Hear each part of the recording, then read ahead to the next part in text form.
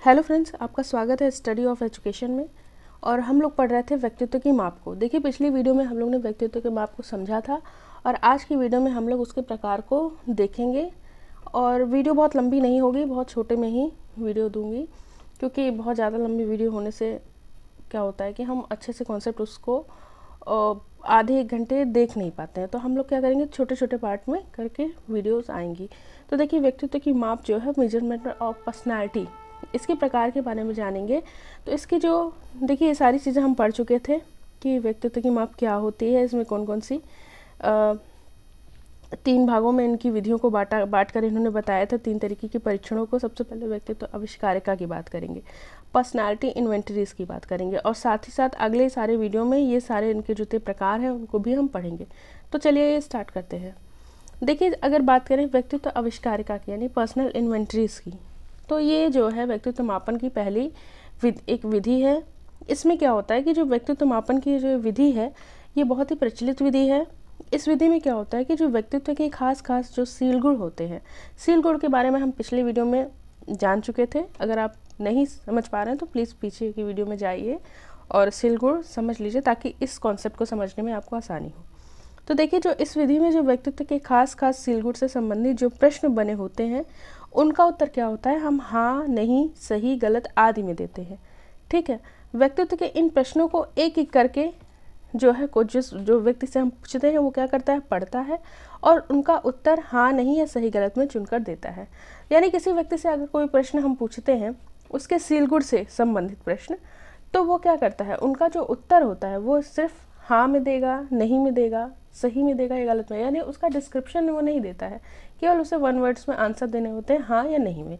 तो इस तरीके से जो है ये जो परीक्षण है इस तरीके से इसको किया जाता है। ठीक है, ये जो विधि है इस तरीके से इसके अंतर्गत कार्य होता है। देखिए, यदि प्रश्न क्या होता है कि व्यक्ति के लिए सही होता है, मान लीजिए हमने कोई प्रश्न पूछा और उस व्यक्ति के लिए सही है, तो वो आंसर क्या बोलेगा कि हाँ सही। ठीक है, उस पर क्या मार्क करेगा, सही मार्क करेगा। अगर मान लीजिए उसको सही नहीं लगता है वो क्वेश्चन, तो उसके लिए वो गलत पे टिक करेगा या गलत बताएगा। तो इस तरीके से क्या होता है कि हर व्यक्ति जो मान लीजिए कि अलग अलग व्यक्तियों के लिए ये इसका आंसर क्या हो सकता है, वो व्यक्ति अलग अलग दे सकता है। फॉर एग्जांपल के तौर पे हम देखिए ये समझ सकते हैं, इस तरीके से आप ज़्यादा अच्छे समझ पाएंगे।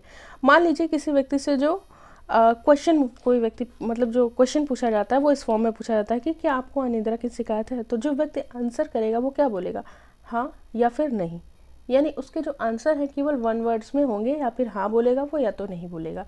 मान लीजिए दूसरा क्वेश्चन पूछा उसने, क्या आप अकारण ही प्रायः चिंतित रहते हैं, तो वो व्यक्ति आंसर करेगा या तो हाँ बताएगा या तो नहीं बताएगा।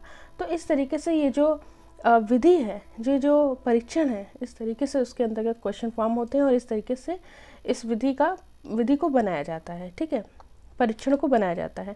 देखिए, एक ही प्रश्न के जो उत्तर होते हैं वो क्या होते हैं, अलग अलग व्यक्तियों के लिए अलग अलग हो सकते हैं। ऐसा नहीं है कि एक व्यक्ति हाँ बोलेगा तो दूसरा व्यक्ति भी हाँ बोलेगा, तीसरा व्यक्ति भी हाँ बोलेगा। नहीं, वो प्रश्न के अकॉर्डिंग हर व्यक्ति क्या कर सकता है, अलग अलग व्यक्ति उस प्रश्न का अलग अलग उत्तर दे सकता है। ऐसा कोई कंपल्सरी नहीं है कि उस क्वेश्चन का आंसर सेम हो।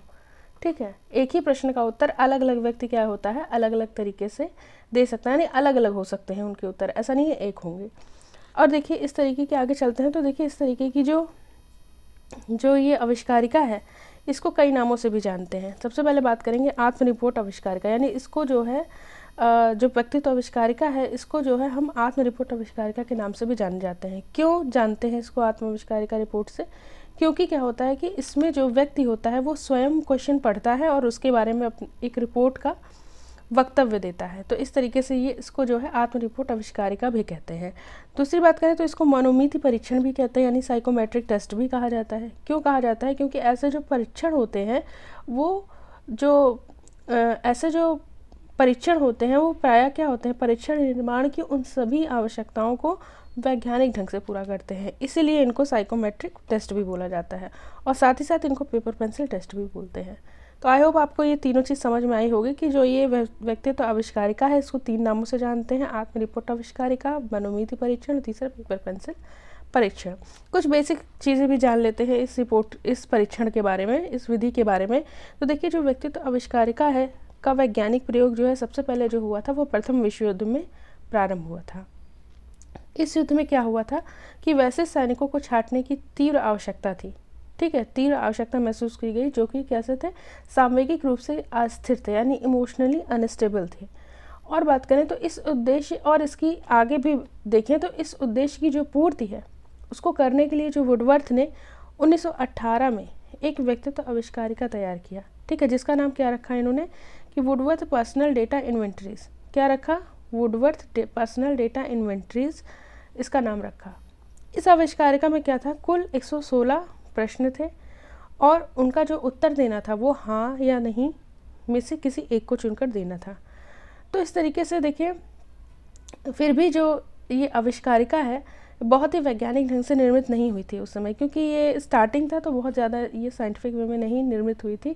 फिर भी इसकी सफलता से प्रेरित होकर व्यक्तित्व आविष्कारिका के निर्माण में बहुत से मनोवैज्ञानिक क्या है लग गए, और फलस्वरूप आज जो व्यक्तित्व आविष्कारिका की संख्या क्या हो गई है, बहुत ही अधिक हो गई है।